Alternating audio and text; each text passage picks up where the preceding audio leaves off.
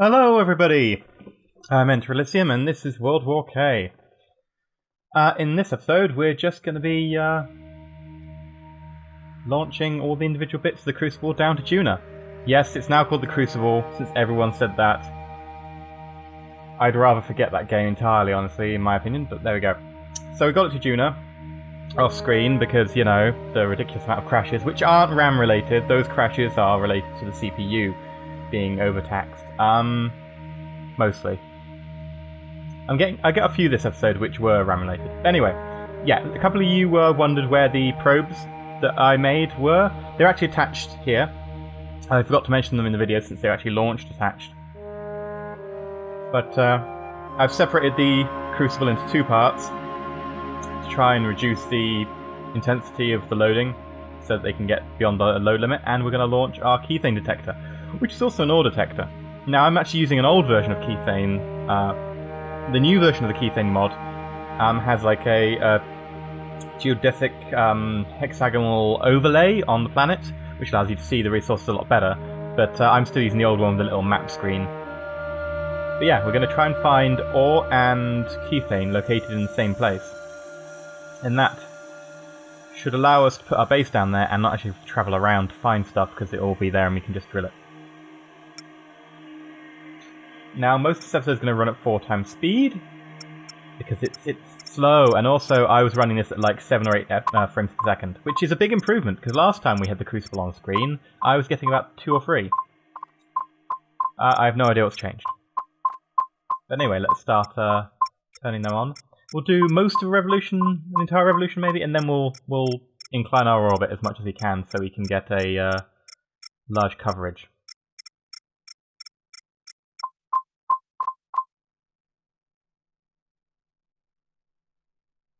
Just go around here, and we run out of power.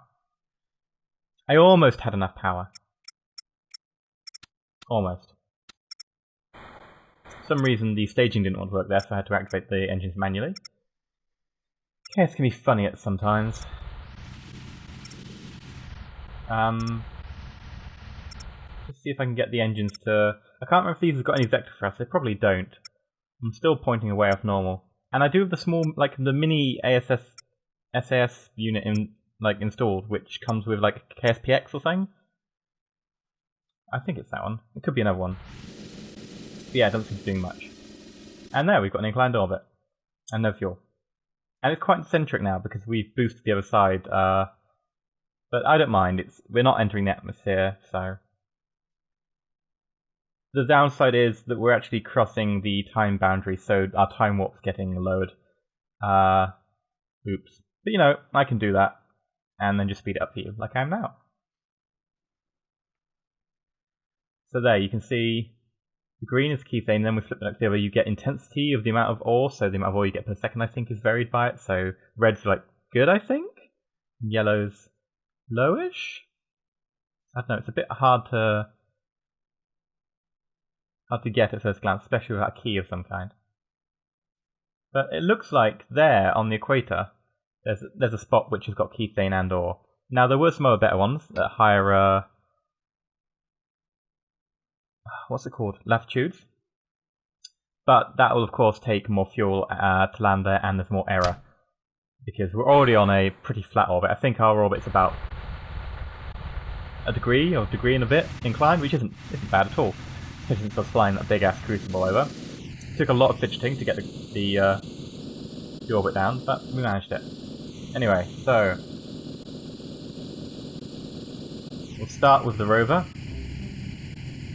It's being piloted by Kerbal.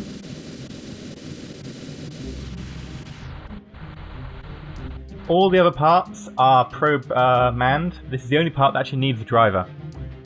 So Geffert has got out of his sleep chamber and is going to take the first pod down.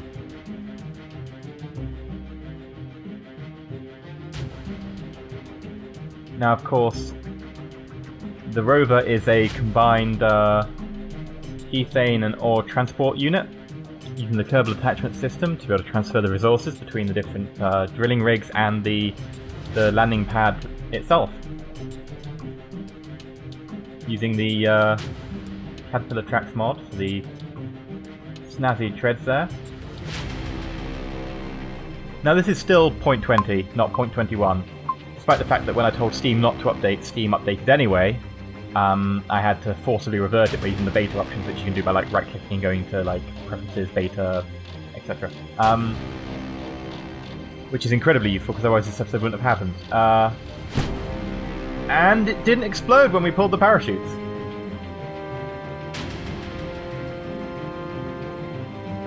Which, you know, is a first, something actually going right for once. But it looks like we're going to be coming in short of our landing zone, which means we're going to be landing on the edge of this crater. Oh, we'll just drive out. It can't be that steep, can it?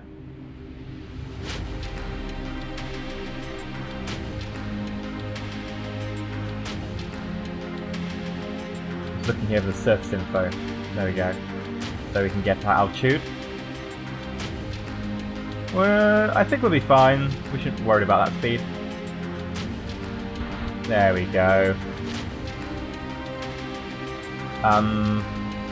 The brakes aren't very quick. Right, let's turn on the Rover autopilot. That way we can just point it in one direction and let the autopilot take over.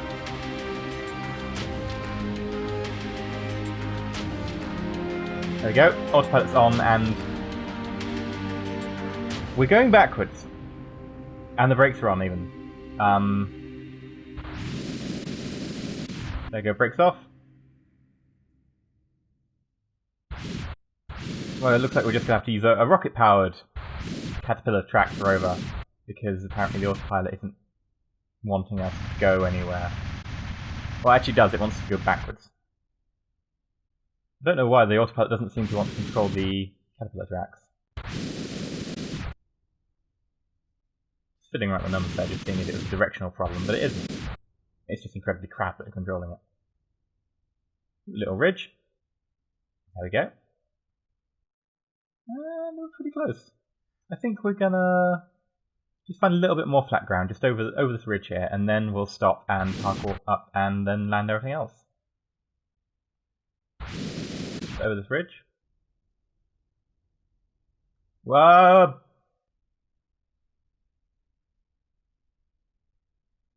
What?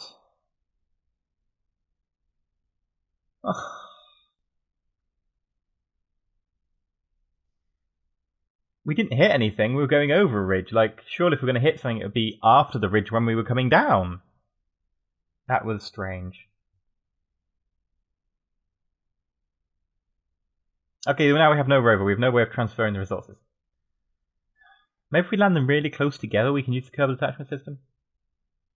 Oh, Getter's going to have to get out and have a look what he can salvage. Of course, this being his first time on a different planet, he's enjoying the low gravity, and he's got a very smiley face, so he possibly hasn't, you know, fully thought about the implications of not having this kind of important piece of machinery working.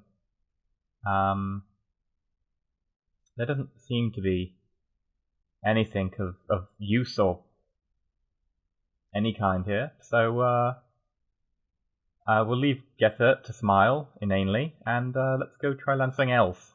Hopefully better. Okay. Let's land the habitat mod. Since, you know, Getter will need somewhere to rest up now that you can't drive the rover around.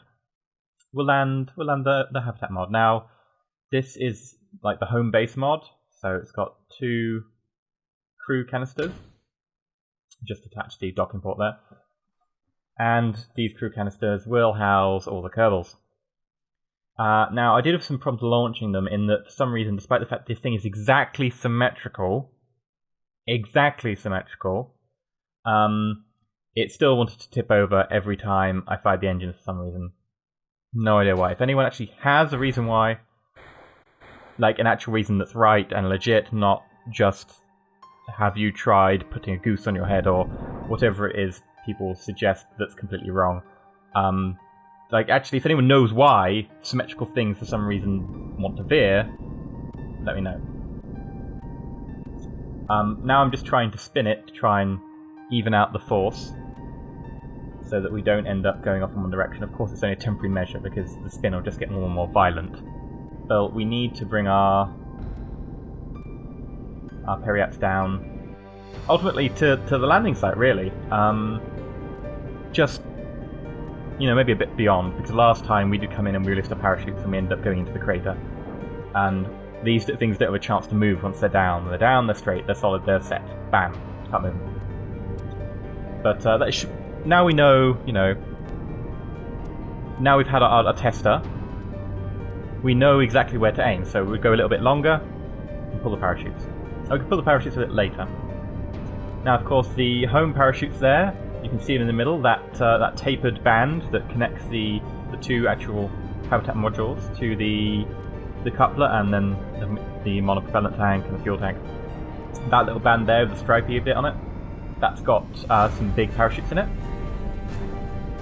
And apparently they act like drogue parachutes, so they open quite high as well, so that'll be good. Just to make sure we get it right. Oop, entered the wrong figures there, and now we're spinning. Oh, we're going to overshoot. Oh, it's only the habitat module. If it overshoots a little bit, that's fine. It's just a little bit of a trek. The Kerbals can get a good fit in this. Wherever our parachute's gone. Like, they didn't even... Wait. I swear that's just a probe that's just flown out there. And we're spinning out of control. And I have no control, and the engines are locked on.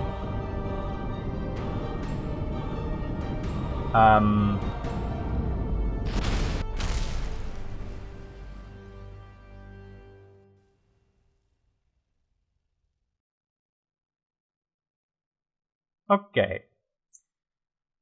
So they're going to be sleeping rough. That's fine. Right, the landing pad. Now, this should be a bit easier because it's got quite a few engines still attached to itself. And we should be A-okay.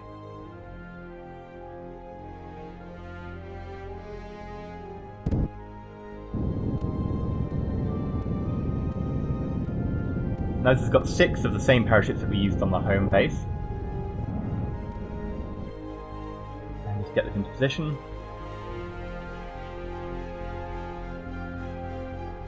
See, I'm getting close because I want to be able to come straight down because I know it's got a lot of force, so it should be able to... a lot of thrust, a lot of delta V, so it should be able to force itself down. And we can go basically straight down, or at least more vertically. We can descend more vertically than we would with any other craft. That's the way of putting it. Alright, okay, and release the parachutes. There we go. Release everything! Release all the parts! Okay, that one was kind of important. We kind of needed that. That was kind of the entire point. We were going to go here and be able to launch ships from Duna. Although I was skeptical as to whether the extraplanetary launch pad could actually be landed safely and securely on another planet. And it appears not. But, you know, I was skeptical of that one. I was skeptical to begin with, because it does weigh a lot. And that's the nice one compared to the stock one. Right. Now the problem is, you can see the dark side there of Duna, and I think we've only got maybe a couple of revolutions left of daylight, and we want to land in daylight because we need to be able to see the lip of that crater. We could land by instrumentation, but I'd much prefer to land in daylight. So I think we can try and launch 2 pieces at once. So yeah, if we launch... yeah, we can land both the Keythane miner and the ore miner at the same time.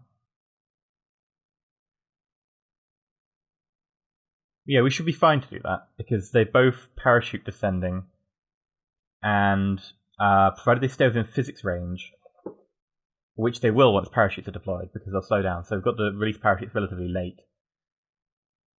But that should be fine, because they'll slow down due to the atmosphere anyway.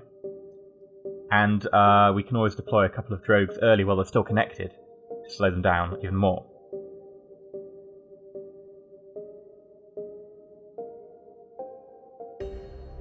There you go, just get rid of the docking port.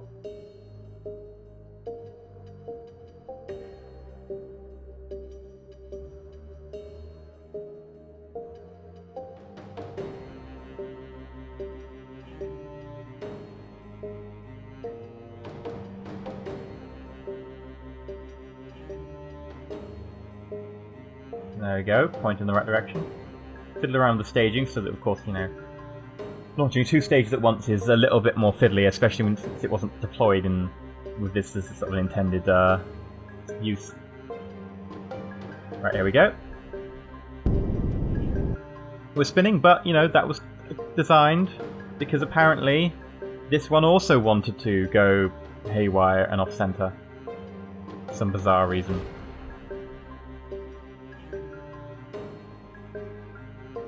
It looks like we're going to have to fire very gently.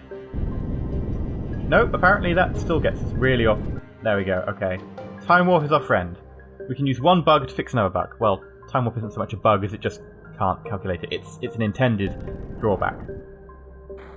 Okay, now that was weird. I fired just the 2 top ones, which are exactly symmetrical. They aren't like in a free or anything, so you can't say... And just, it went one way. That was...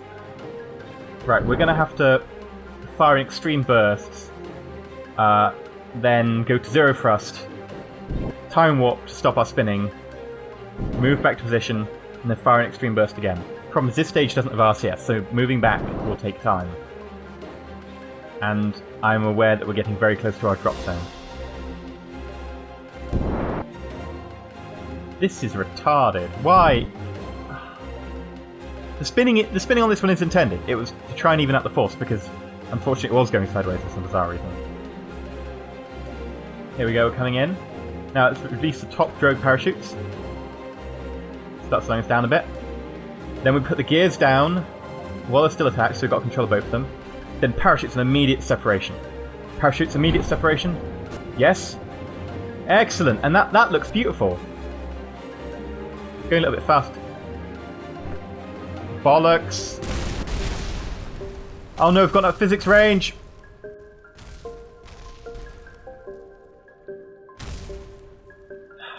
We lost the ore unit because the parachutes ripped it in part when they deployed.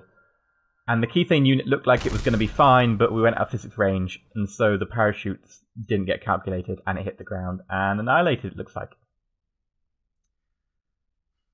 What do we have on Duna right now? Bunch of debris. Broken, upturned rover.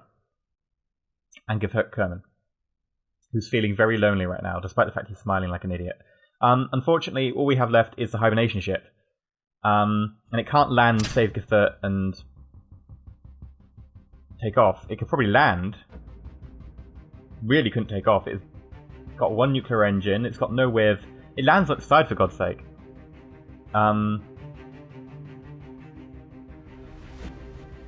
I think we're probably just going to have to abort this, return to Kerbin, bring news of the failure of the operation, and, well, bring a rescue party for Geffert and just hope that he's got enough supplies in the ruins of that rover to last him. So we're going to need to point in prograde for this, and then we need to calculate an interplanetary vector back to Kerbin. Massive failure of a mission, which is unfortunate.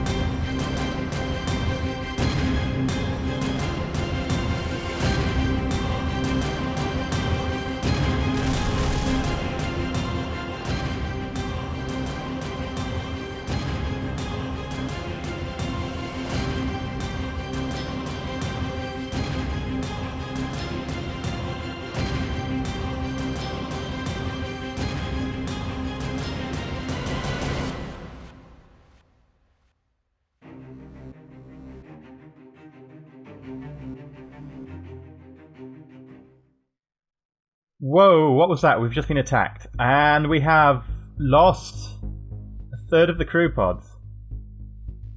4 Kerbals.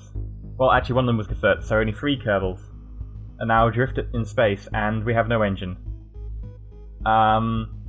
It looked like a stick ship. It had red lights and stuff on it, didn't it? But then, after it collided with us, something weird. I don't know. But we need to... I don't know, what can we do? We have no engine. We have the ejection system. The ejection system has solid boosters. If we put all the solid boosters into a single stage, or all the ones on one side into a single stage, and then fire them, we should be able to shift the ship. Maybe we could do a crash landing of some kind. Or a landing. We've still got landing gears and parachutes. It would be a rough landing. The Kerbals that have already... We have no way of getting them out of there. And nowhere to store them. We'll have to just hope that their cryopods can keep them alive on battery power long enough to be rescued, but it seems unlikely. But probably we have to just assume they're already dead. 3 brave souls. Alright, now let's make sure we're pointing. If we use point out, so point radially, and then flip one side over, and ready, fire!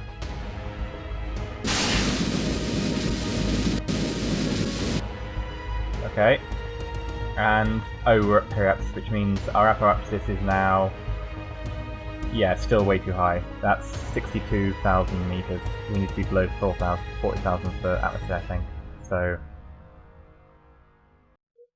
that's a loss, and they're coming back around for a second shot. God help us.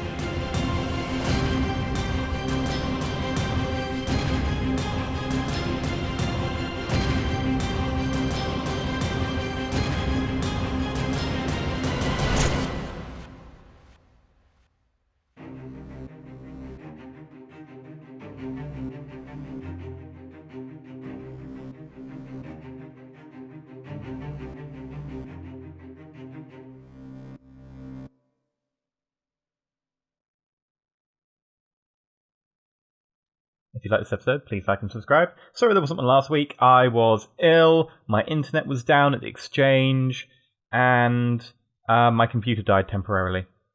So, everything went wrong.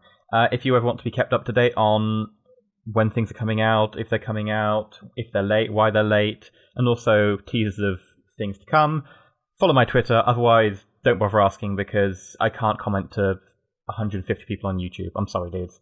But, I have to make episodes rather than sending out 150 comments. I like reading the comments, though, so if you've got anything interesting to add, just chuck it in the comments, and, I like reading them. Anyway, cool. And I will catch you next week for Top Kerbal, which happens at the same time as this episode. So bear in mind that they happen exactly the same time, but at different places. Episode 18, of course, happens afterwards. And I think we'll be going into point 21 for that, whereas the next episode takes place in point 20, and also Blender. For those of you who don't know what Blender is, you're in for a treat. Anyway, I've been EnterElysium. Stay shiny.